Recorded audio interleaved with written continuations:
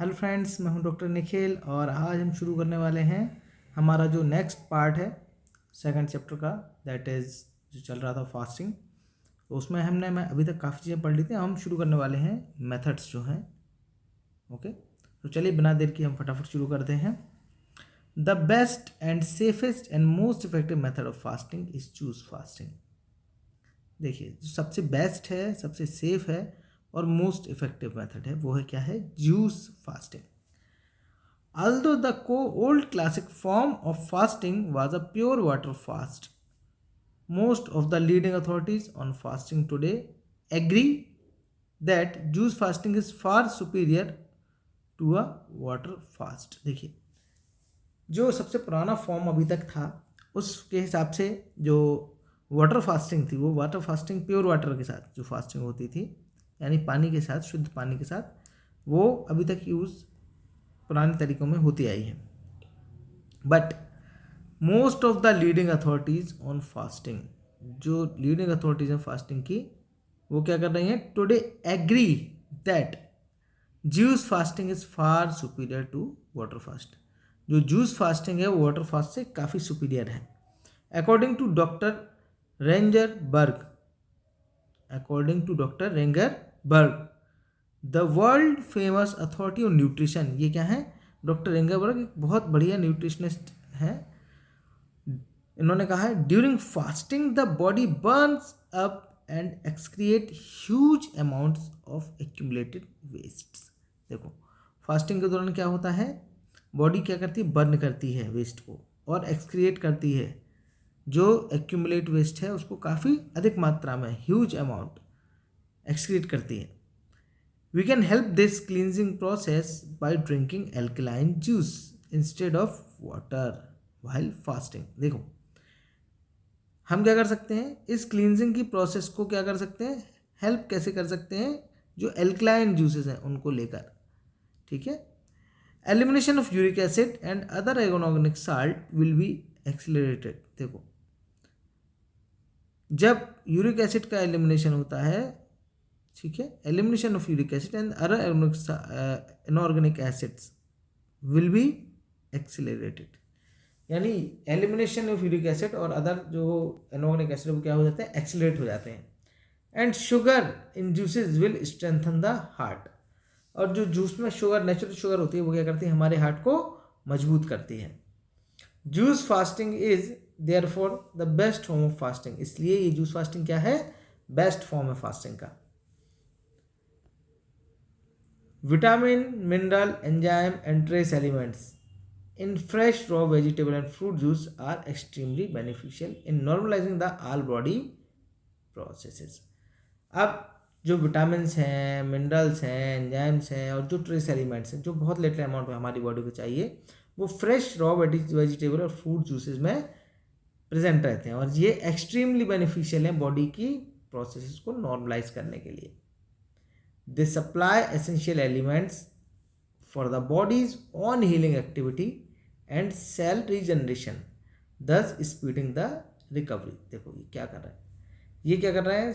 जो जूस है वो क्या सप्लाई करता है? एसेंशियल एलिमेंट्स, किस चीज़ के लिए? जो ज़रूरी है bodies own healing activity, body की खुद को हील करने की एक्टिविटी के लिए, एंड सेल रीजनरेशन, सेल मतलब हमारी जो कोशिकाओं को रीजनरेट करना होता है, डैमेज कोशिकाओं को, ठीक है, जिससे क्या होती है? स्पीडिंग रिकवरी, रिकवरी स्पीड में होती है, तेज़ी से होती है। All juices should be prepared from fresh fruit immediately before drinking. देखो, सभी प्रकार के जो जूस हैं उनको क्या करना है? उनको तभी प्रिपेयर करना है जब हम पीने वाले हैं, यानी फ्रेशली प्रिपेयर करना है, इमीडिएटली बिफोर ड्रिंकिंग। कैंड और frozen juice should not be use. देखिए, कैंड और फ्रोजन जूस हम क्यों यूज़ नहीं करने?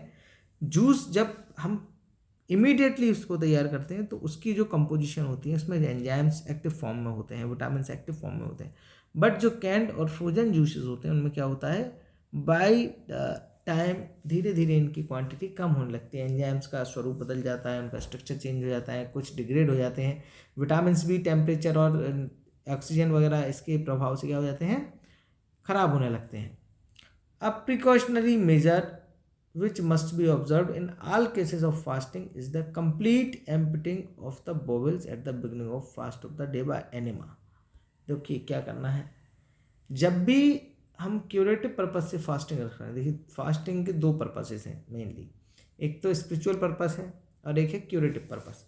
तो जब भी हम क्यूरेटिव पर्पस से हम फास्टिंग रख रहे हैं तो क्या करना है, हमें अपना जो पेट है उसमें पूरी तरह से मल को साफ कर लेना है by the use of enema so that the patient is not bothered by gas or decomposing matter from the excrements remaining in the body। अब ये क्यों कर लेना है, क्योंकि अगर बॉडी में आपके स्टूल का कुछ भी पार्ट बचा रह गया, अनडाइजेस्टेड फूड बचा रह गया, तो वो क्या करेगा, वो गैसेस बनाएगा, खास करके मीथेन एंड अमोनिया। प्रोटीन जब सड़ता है तो अमोनिया बनती है और कार्बोहाइड्रेट जब सड़ता है तो मीथेन गैस बनती है।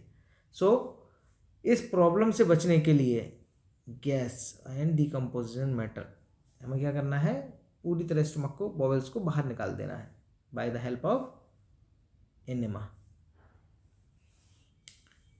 अब enemas should be administered at least every alternate day during the fasting period. देखिए फास्टिंग पीरियड के हर अल्टरनेट डे पे हमें क्या करना है, एनेमा अप्लाई करना है, ठीक है। The patient should get as much as fresh air and should drink plain lukewarm water when thirsty. Patient को क्या करना है, ताज़ी, ज़्यादा से ज़्यादा ताज़ी हवा लेनी है और फ्रेश ल्यूकवार्म मतलब गुनगुना पानी पीना है जब भी प्यास लगे। फ्रेश जूसेस में be diluted with pure water. The total liquid intake should be approximately 6 to 8 glasses. देखिए हमें क्या करना है कि जो जूस है, फ्रेश जूस, उसको प्योर वाटर से हम डाइल्यूट भी कर सकते हैं और टोटल लिक्विड की जो इंटेक है वो अप्रोक्सीमेटली 6 से 8 ग्लास होनी चाहिए। A lot energy is spent during the fast in the process of eliminating accumulated poison and toxic waste material। बहुत सारी एनर्जी जो है वो क्या हो रही है, वो स्पेंड होती है फास्ट के दौरान, क्योंकि ये जो प्रोसेस है इसमें एलिमिनेशन होता है एक्यूमुलेटेड पॉइजन और टॉक्सिक वेस्ट का। It is therefore of utmost importance that the patient gets as much as physical rest and mental relaxation as possible during the fast। अब जब इतनी एनर्जी की नीड होगी तो पेशेंट को क्या करना है, पेशेंट को रेस्ट करना है, रिलैक्स रहना है, ठीक है। In cases of fast in which fruit juice are taken, specially when fresh grapes, orange और grape fruits are use exclusively, the toxic waste enter the blood stream rapidly. देखिए जब फास्ट के केस में हम जूस पे dependent हो रहे हैं, तो इन केस ऑफ जब फ्रेश ग्रेप्स ले रहे हैं, ऑरेंजेस ले रहे हैं, ग्रेप फ्रूट जूस ले रहे हैं, are exclusively the toxic waste enter the blood stream rapidly. Rapidly क्या होगा, ज़्यादा जल्दी ब्लड में पहुंचेगा, resulting in the overload of toxic matter which affects normal bodily function. This often result in disease spell followed by diarrhoea and vomiting.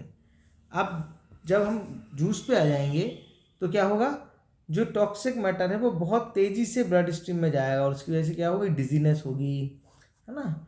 Dizziness होने के बाद आपका बॉडी फंक्शन थोड़ा सा एबनॉर्मल रहेंगे, जिससे डायरिया हो सकता है या वॉमिटिंग हो सकती है ना। ये आपके फास्ट में कई बार सामने आएगा।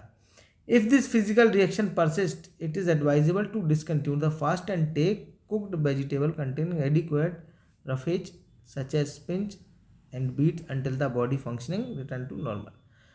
अब अगर ये प्रॉब्लम्स कंटिन्यूस हैं, ये ठीक नहीं हो रही हैं, तो हमें क्या करना है, फास्ट को ब्रेक कर देना है और कुक्ड वेजिटेबल पे आना है जिनमें एडिक्वेट रफेज होना चाहिए, एडिक्वेट फाइबर होना चाहिए, जैसे कि स्पिंच, बीट वगैरह। ये तब तक लेना है जब तक बॉडी की फंक्शनिंग नॉर्मल नहीं आ जाती है। Okay, now the overweight person, जो ओवरवेट पर्सन है, finds it much easier to go without food. उनको काफ़ी ज़्यादा दिक्कत का सामना नहीं करना पड़ता है। क्यों नहीं करना पड़ता है, क्योंकि उनकी जो बॉडी है वो क्या करती है, वो आपको न्यूट्रिएंट्स प्रोवाइड करती है, क्योंकि जो फैट वगैरह है उससे वो रखा है बॉडी में। The loss of weight causes no fear and the patient attitude makes fasting utmost a pleasure. अब उनको वजन के घटने की कोई टेंशन नहीं होती कि मेरा वजन ज़रूरत से ज़्यादा अंडर वेट ना हो जाए, तो इसकी वजह से क्या होता है, फास्टिंग उनके लिए एक प्लेजर का जनरेशन करती है, खुशी जनरेट करती है। The first day hunger pangs are perhaps the most difficult to bear. अब पहले दिन का जो फास्ट होता है उसमें जो बीच बीच में भूख के एपिसोड्स आते हैं, वो काफ़ी डिफ़िकल्ट होते हैं शायद बेयर करने के लिए। The craving for food will however gradually decreases as the fast progresses. जैसे जैसे उपवास आपका बढ़ता है, जैसे जैसे फास्ट आगे बढ़ता है, वैसे वैसे क्रेविंग कम होती जाती है। Seriously sick person have no desire for food and fasting comes naturally to them. अब जो पर्सन सीरियसली सिक हैं, उनको क्या है, उनको कोई डिज़ायर नहीं है फूड की, खाने की, और फास्टिंग क्या हो रही है उनके लिए, नेचुरल हो गई है। ठीक है। The simple rule is to stop eating until the appetite returns और until the one feels completely well. Simple rule क्या है उनके लिए जो बीमार हैं, कि जब तक उन्हें खाना बंद रखना है, जब तक उनकी खुद की नेचुरल नॉर्मल एपेटाइट नहीं आती है और वो कंप्लीटली वेल फील नहीं करते हैं। Only very simple exercise like short walks may be undertaken during the fast। बहुत ही लाइट एक्सरसाइज जैसे कि छोटा एक ड्यूरेशन वॉकिंग का वो कर सकते हैं। अ वार्म वाटर और नेचुरल बाथ, नॉर्मल पानी से या गुनगुने पानी से हम बाथ ले सकते हैं during the fasting period. Cold bath not advisable, जो ठंडे पानी से बाथ है वो नहीं करना चाहिए। Sun and air bath should be taken daily, sun and air bath भी ज़रूरी है डेली लेना। Fasting sometimes produces a state of sleeplessness. देखिए कई बार फास्टिंग से नींद ना आने की समस्या होती है, which can be overcome bye a warm tub bath, hot water bottles at the feet by drinking 1 or 2 glasses of hot water. जिसको कैसे हटा सकते हैं, एक गुनगुने पानी का बाथ ले सकते हैं, गर्म पानी को बॉटल्स को उससे पैरों की सिकाई कर सकते हैं, या 1 या 2 ग्लास पानी पी सकते हैं गुनगुना। तो ये थे हमारी मेथड्स, और इसके बाद हम नेक्स्ट वीडियो में डिस्कस करेंगे कि बेनिफिट्स क्या क्या हैं। ठीक है, तो चलिए फटाफट हम इस वीडियो को क्लोज करते हैं। आप लोग लाइक करिए, शेयर करिए, सब्सक्राइब करिए, कमेंट ज़रूर करिए और मुझे ज़रूर बताइए कि आगे और क्या क्या इस चीज़ में हम नया कर सकते हैं। Thank you very much.